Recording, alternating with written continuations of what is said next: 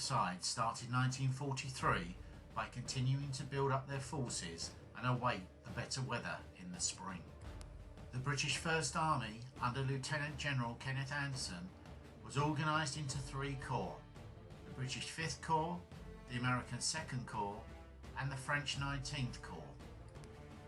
The Axis forces in northern Tunisia now consisted of Lieutenant General Hans-Jürgen von Armann's 5th Panzer Army, while Rommel occupied the old French fortifications of the Mareth line in southern Tunisia.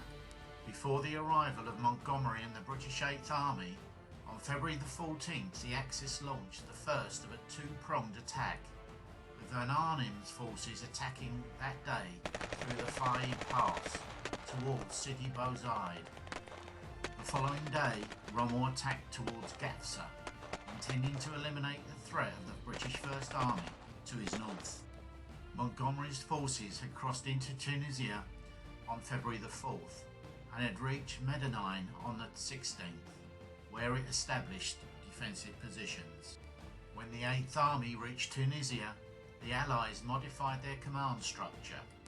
General Dwight D. Eisenhower became Supreme Commander of all Allied forces in the Mediterranean west of Tripoli. General Alexander became Eisenhower's deputy and at the same time became commander of the 18th Army Group, which consisted of the 1st and 8th Armies and now the separate US 2nd Corps.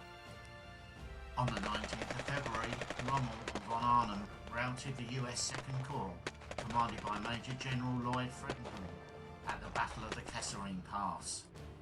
Rommel advanced northwards towards Thala, which he reached on February the 21st, but could not advance any further. On February the 24th, the Axis also realigned its command structure. Rommel became commander of Army Group Africa, which included the Africa Corps, Arnim's 5th Panzer Army and the Italian 1st Army under General Giovanni Messi. The Allies advanced and recaptured the Kasserine Pass on February the 25th.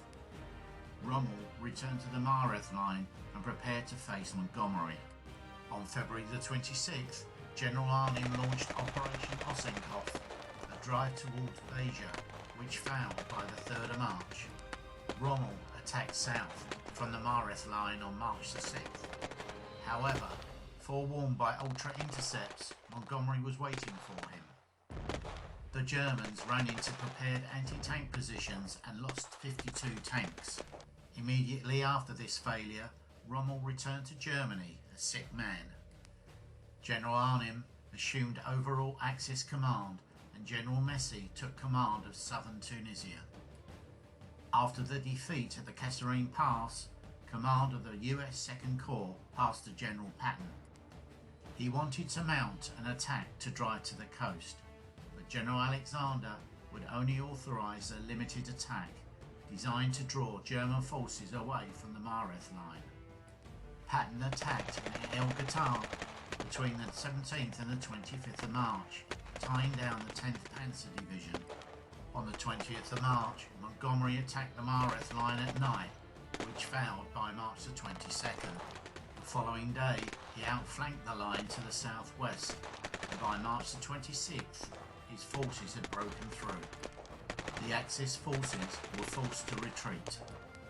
By the 7th of April, the Allied 1st and 8th Armies had linked up, squeezing the Axis forces into a small pocket. In the north, the US 2nd Corps, now under Lieutenant General Omar Bradley, took Matur on May the 3rd and Bizerti on May the 7th. Montgomery's 7th Armoured Division captured Tunis on the 7th of May. The remaining Axis forces in Tunisia were caught in two pockets, one between Bizerti and Tunis and the other on Cape Bon. Arnim surrendered his forces on May the 13th, 1943.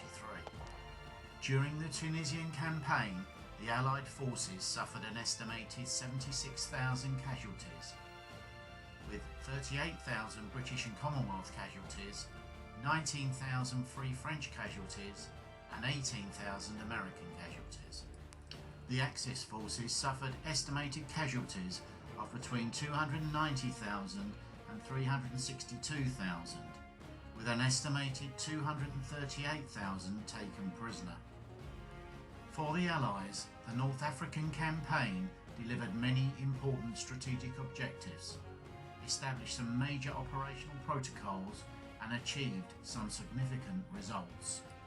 These included defeating the Axis for the first time on the ground, gaining valuable combat experience for the US Army, establishing an effective Allied command structure, uniting the Free French forces under the Allied command, and refining the ultra-intercepts intelligence and reporting systems. For the Axis, the North African Campaign was a major setback. After the initial defeat of the Italian colonial ambitions, the Axis treated the North African Campaign as only a minor theatre of operations, with the objective of tying down large numbers of British and Commonwealth troops. However, after the defeat at El Alamein, they committed an increasing amount of troops and resources, which could have been used in the invasion of the Soviet Union.